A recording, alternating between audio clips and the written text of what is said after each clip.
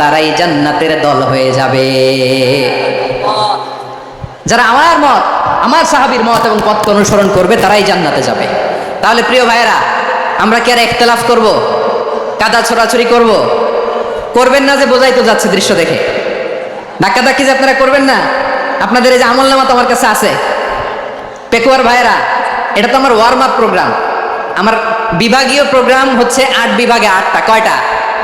এটা কেন নিলাম? নেয়ামতুল্লাহ নিজামীর জ্বালা থেকে বাঁচার জন্য নিলাম। ওর জ্বালা তো নেই, ও পারে না মালয়েশিয়া থেকে আমরা টেনে নিয়ে আস, চার্টার ফ্লাইট ভাড়া করে পারে না নিয়ে আস। এমন কোনো মাধ্যম নাই, এমন কোনো ওয়ে নাই, সে ধরে নাই।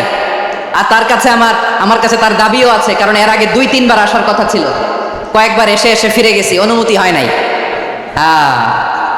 এখন দাবার গুটি পাল্টে গেছে, দাবার গুটি পাল্টে গেছে। এক মাঘে শীত যায় না, কিন্তু আমরা স্মরণে রাখি না, ভুলে যাই।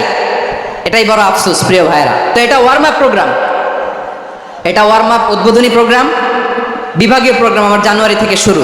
তো যা যা করছেন আমার সাথে পেকুয়াতে সব কিন্তু বয়ান দিব, ওই জায়গায় সব বলে দিব পেকুয়াবাসী কি করছে। আমি তো ভাবছি পেকুয়ার